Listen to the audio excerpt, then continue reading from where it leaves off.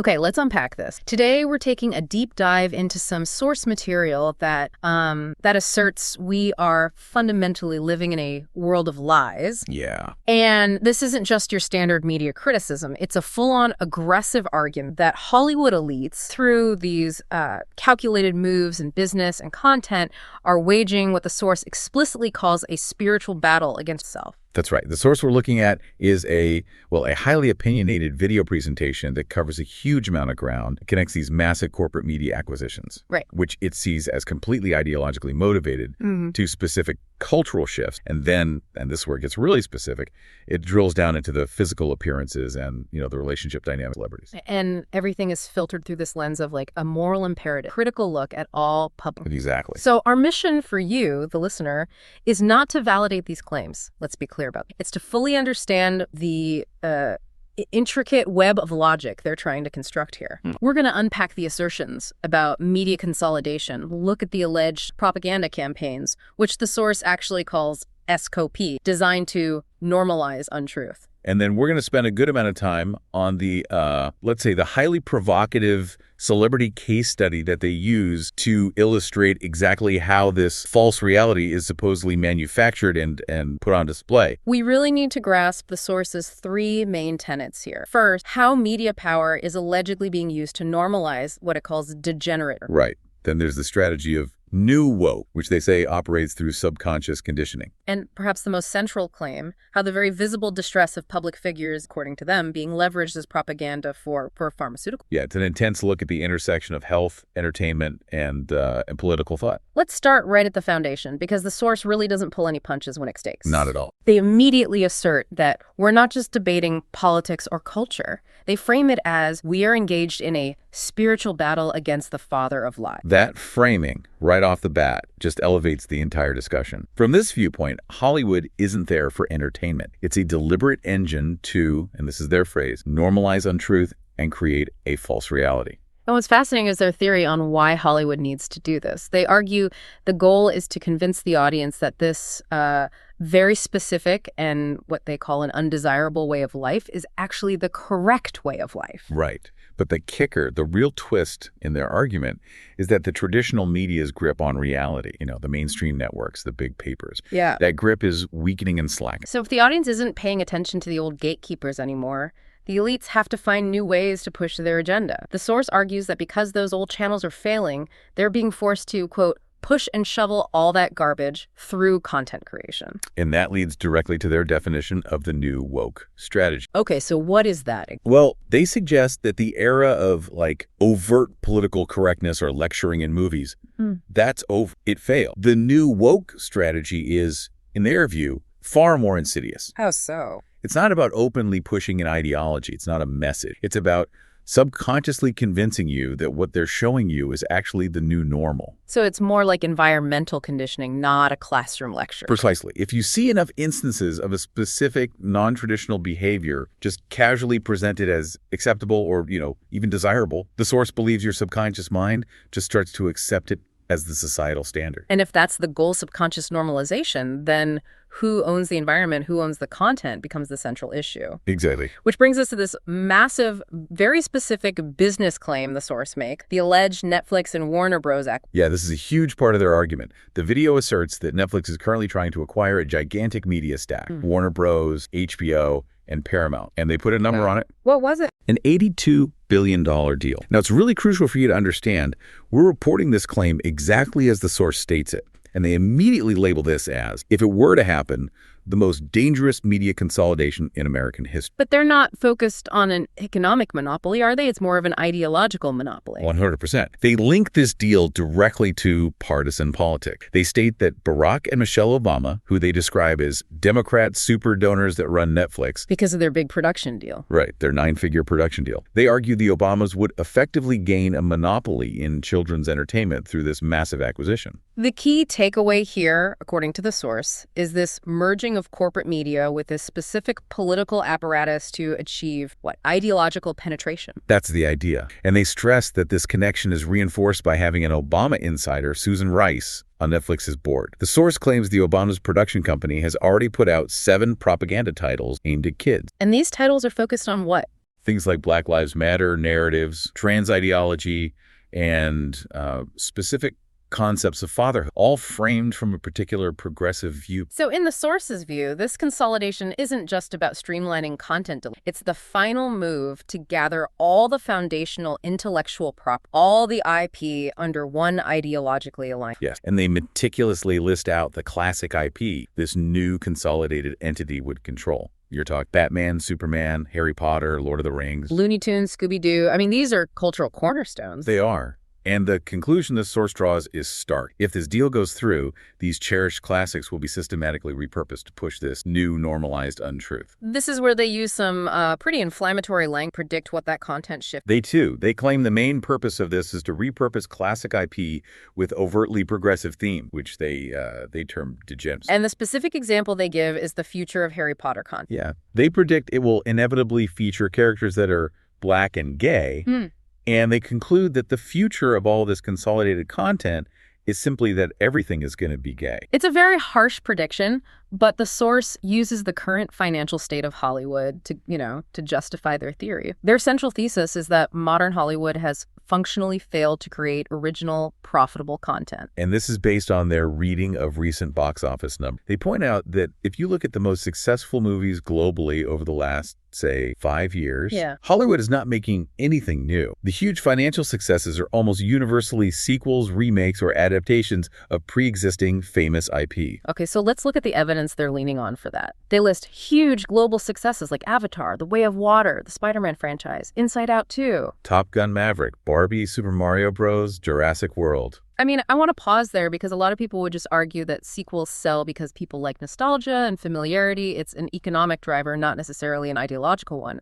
But the source rejects that benign explanation entirely. They argue that Hollywood can only repurpose old slop. Right. Therefore, the consolidation isn't just economically convenient, it's ideologically necessary. Since they can't create new art that the public wants to pay for, they have to control and acquire the beloved existing IP, the classic, in order to repurpose it, to inject the normalization agenda into formats the audience already trusts and will, show up for. Exactly. So the narrative they're building is a straight, chilling line. Financial control grants ideological control, which is achieved by controlling the old story. And the goal is to use those old stories to convince the audience subconsciously that a specific, allegedly degenerate lifestyle is the new normal. The source puts it very aggressively. They say this is a monopoly on lies being gathered by the fucking heathens out there. I mean, they're framing the entire business transaction in biblical terms. So moving from that financial structure to the actual content strategy, the source then details what this normalization agenda looks like on. They claim Hollywood is systematically pushing things like the normalization of infinite genders, portraying extreme emaciation as good, promoting obesity as good, and just generally normalizing serious illness. The video frames this really aggressive. It says that the audience, and specifically children, are being treated as guinea pigs for these social tests. So the purpose of the content isn't even entertainment anymore. It's data gap. Seeing how fast and how effectively they can shift the public's perception of what is normal and healthy. To make this point, the source uses some highly sensitive and explicit examples. They bring up abortion storylines in media. Right. And they characterize the dialogue used by characters as something like, "I'm so proud of you, you're so brave for murdering that baby." Which is incredibly stark language. It is. Yeah. And they argue that including language like that isn't accidental art or a neutral reflection of a societal debate. They see it as a calculated, deliberate move in order to convince people about that this is a normal world. They want you to internalize the idea that this outcome is both common and, praise. And to give this critique that moral weight we talked about, the source then deploys several powerful biblical references, all about deception and falsehood. Yeah, they cite passages from Psalms, Isaiah, Proverbs, Micah, Zechariah. And this is an important rhetorical move. It's worth pausing. The source doesn't just list these verses. They use them to elevate the critique from a media analysis to a moral and spiritual battle. For sure. The core message across all those verses is a strong warning against lying tongues, deceitful hearts, and the lack. So by using them, the source is suggesting that modern Hollywood is literally fulfilling ancient prophecies about deception. It turns the current media landscape into the site of this historical, high-stakes moral conflict. And this framing is absolutely essential for understanding their distinction between simple marketing and what they call a psychological operation. Right. Most people get product. If a character is very obviously drinking a Sprite or driving a you know you're being sold something. Exactly. But the S copy is presented as infinitely scarier because it's subtle. It bypasses your conscious scrutiny. So let's break that down, what they mean by a subtle SCOP, because it's central to their whole argument. Okay. The definition they use is subtly convincing you that what they're showing you is actually the new normal. So think of it like this. Instead of selling you a specific product, they're selling you a specific state of being. That's a good way to put it. The example they use is showing an extremely thin person on screen and subtly framing them as so pretty or so successful. There's no voiceover saying, you should lose weight. No, but the continuous visual association between desirability and that specific, often unhealthy physique, it conditions the viewer. It's a manufactured reality designed to condition you without an obvious commercial break. And the source is completely adamant that this push of allegedly degenerate content, these depictions of extreme societal shifts, they are not just coincidences. They vehemently reject that idea, the idea of happy accident, that somehow always result in the most degenerate possible society being depicted. They argue the whole push is done purposely by Hollywood. The content, in this view, is serving a function beyond just entertainment. It is social engineering. It's psychological conditioning. Which is why the celebrity case study they use is so critical. It moves the argument from this theoretical media to tangible, visible evidence of this psychological option. Okay, so if the goal is subtle manipulation, the SCOP, what does that look like in practice? Well, the source uses a highly provocative, very detailed example from the recent press tour for the... Right, focusing on the two lead actresses, Ariana Grande and Cynthia Erivo. During their media appearances across 2024 and 2025. And they use this to show us exactly how they operate. And the analysis starts with some extremely stark visual observation. The source states that both women appear emaciated, frail, skin and bone, and incredibly ill. Especially when compared to older clips of them. Yes, compared to clips where they looked fit and healthy. This visible change is immediately seen as the first piece of the propaganda. A state of visible physical distress being presented publicly as acceptable, maybe even aspirational. The online commentary that the source cites about their appearance it's brutal. It's highly controversial, but it's central to their claim about the public perception of this. Yeah, the video references some really shocking jokes that were circulating. The claim that Grande looks skinnier than anyone in Gaza. Or comparisons to a toothpick voodoo doll. And Erivo is likened to a Dementor or Reek from Death. And the source's use of that extreme language is to emphasize how dramatic and, in their view, unnatural this physical transformation. The visual impression was apparently so profound that it blurred the lines between reality and performance. How so? The source highlights a moment at the 2025 VMAs where Grande made a little joke, a quip about not being able to lift her heavy. Okay. According to the source, a large portion of the public genuinely didn't realize it was a joke. Because she looked like she actually couldn't. Exactly. Her appearance credibly suggested a lack of physical strength, which just reinforced this perception of frailty and distress that the source is so focused on. And beyond their physical health, the source then zeroes in on their emotional dynamic during the press tour.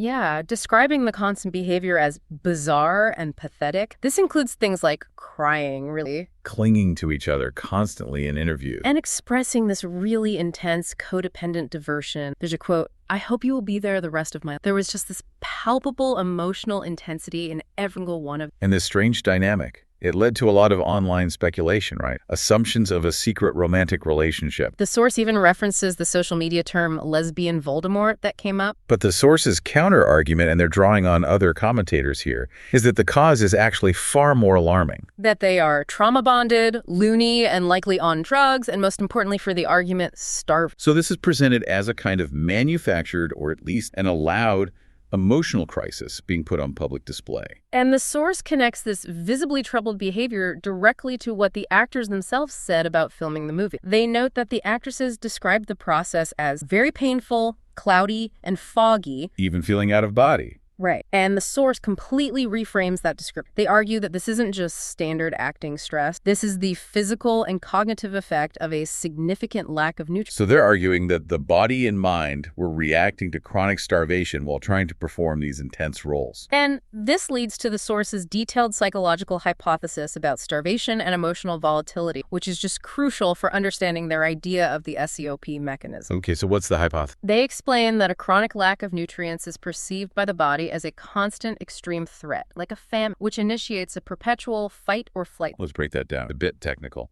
For sure. So when the body is perpetually in this state of shock, the nervous system be chronically dysregulated, overloaded. And the amygdala, which is the brain's center for emotion and threat detection, it becomes hyperreactive. So this physical state, driven by nutritional deficit, is argued to be the scientific basis for the constant, easily triggered crying and the emotional overwhelmness that was witnessed. The visible distress, then, isn't art, it's not personality. It's the physiological consequence of a body under siege. And this is where the source makes its highly provocative pivot, since they assert that this chronic fight-or-flight mode impairs rational thought. They then ask, pointedly, whether a large segment of the female population, if they're in the same psychological state because of dietary choices and societal pressures, should be trusted to vote. That is a massive leap in logic, connecting a nutritional deficiency and a psychological hypothesis to political competence. Does the source offer any evidence beyond that psychological hypothesis to support that specific political pivot? No, the connection is purely speculative. It's based on the principle that an individual whose nervous system is supposedly hijacked by chronic starvation isn't capable of normal, rational decision. And they extend that lack of capacity into the voting booth. Right. It functions rhetorically to underline their belief that this manufactured distress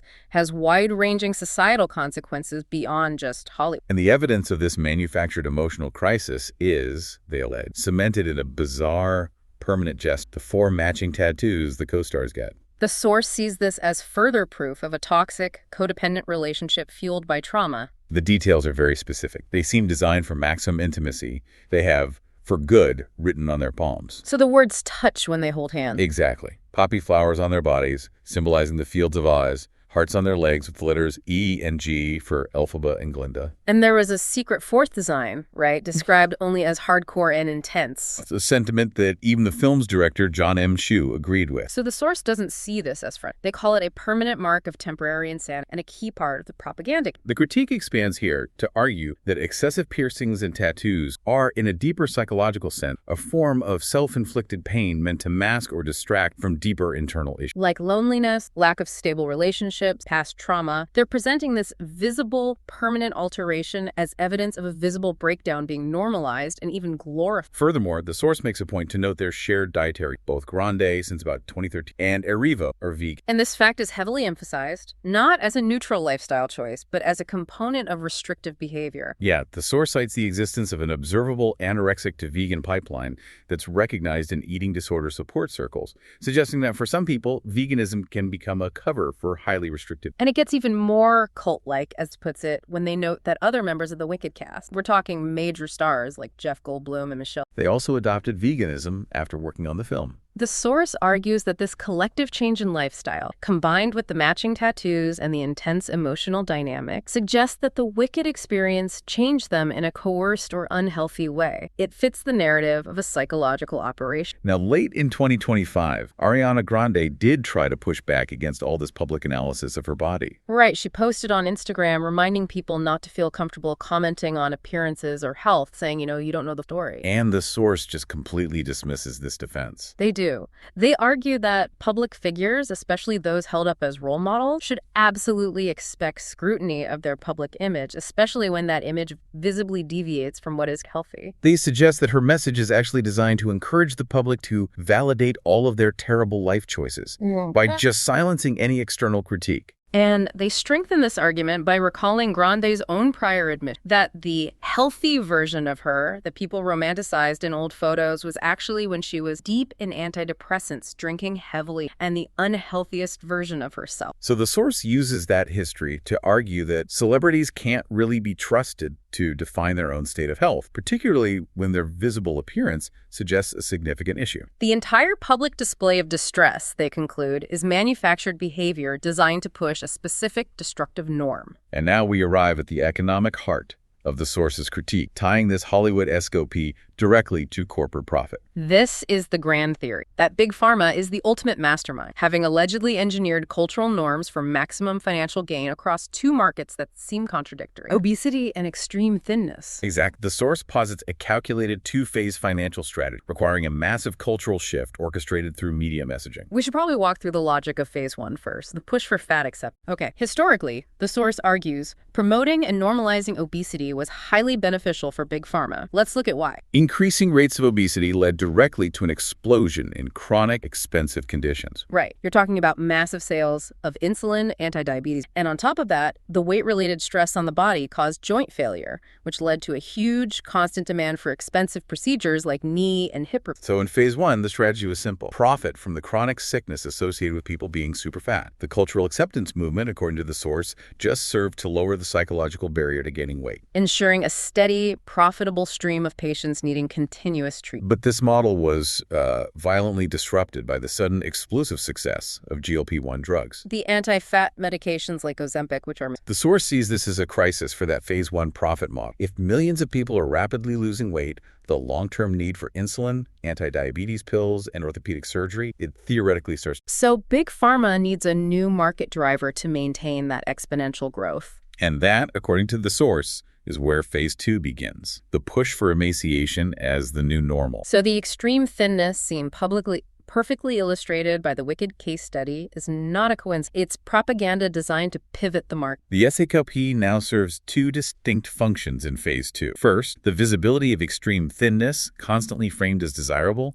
convinces non-obese people who might already to seek out and use drugs like Ozempic off-label. Right, just to achieve this new manufactured emaciated body stamp. It broadens the customer base significantly. And the second function is the critical one for long-term profit. The source argues that this state of manufactured emaciation is inherently unsustainable and destructive. It leads directly to that physical and mental decline we detailed earlier. The nutritional deficits, the dysregulated nervous system, the constant fight-or-flight state. And this decline, they argue, necessitates other medical interventions, creating a whole secondary revenue stream for Big Pharma. The resulting emotional volatility, the alleged trauma bonding, the nutritional deficits, the anxiety, it all requires treatment. In the form of antidepressants, therapy, special dietary supplements, all of which are sold by the same pharmaceutical industry company. So the ultimate conclusion is incredibly cynical. The extreme thinness seen in public isn't a style trend. It's a calculated tool and propaganda. Big Pharma is essentially creating a revolving door of chronic dependency. They profit equally from people being super skinny and super fat, as long as that state requires constant medical management and prescription drugs. And the content we see in Hollywood is just the sophisticated advertisement for the next phase of population dependency. It's an aggressive claim that this public display of distress is intentional. The source counters any suggestion that it's accidental by asking a simple question. Which is? If this wasn't a deliberate operation, wouldn't someone, a manager, a studio executive, a director, someone with a vested interest in the long-term health and stability of their multi-million-dollar stars, tell them to stop? Tell them to stop using weight loss drugs. Tell them to eat. Tell them to present a more emotionally stable front during interviews. The fact that the behavior is allowed to go viral, in their view, is the proof that it's being done on purpose, because the distress itself is the product. Wow. This has been a deep dive into a powerful, and I have to say, uncompromising critique of modern media and culture. Let's briefly recap the source's primary answer. Okay. First, the source posits that media consolidation, symbolized by that alleged Netflix-Warner Bros. Deal and the involvement of powerful political figures, is seen as the final acquisition of a monopoly on lies. And this is all intended to repurpose beloved classic content for a specific ideological mission. Second, Hollywood's core goal, according to them, is to normalize obscene behavior, mental illness, and damaging physical extremes not through obvious selection. But by using these subtle, pervasive psychological operations, or SKOPs, treating the audience as unwitting participants in a social experiment. And finally, the specific case study of the Wicked leads is presented as the tangible evidence of a successful SKOP. The source argues that the visible distress and codependent behavior stem from starvation and trauma. And that these behaviors are deliberately put on public display to drive the highly profitable dual financial market of Big Pharma, which profits from both manufactured obesity and manufactured emaciation. The source leaves us with a concluding, defining theme. The ultimate conflict today is a war of truth versus lies. And they see this war being fought across every sector of society. The mainstream media's narrative for older generations, the ideological teaching in universities for young adults, content in schools for children, and perhaps most powerfully, Hollywood's crafting of a gigantic web of complete and utter myth designed to convince everyone that abnormal distress is in fact normal. So we leave you with the final provocative thought that's raised by this material. The source defines a normal, healthy person as someone who is married and building a family and having children and, loving God. And they then characterize the celebrity example. Individuals who are hugely wealthy, but described as single, alone, depressed, and emaciated as the complete high-profile opposite of that stance. So if this behavior is being put on display on purpose to trick you, we have to ask, what does Hollywood gain by elevating individuals who, by their own metrics, appear to be in significant physical and emotional distress to be the role models for the next generation? The source believes that the only appropriate response to this manufactured reality is simply to identify and call out the bullshit wherever you see it. They conclude that resisting the narrative of normalization is the ultimate moral imperative.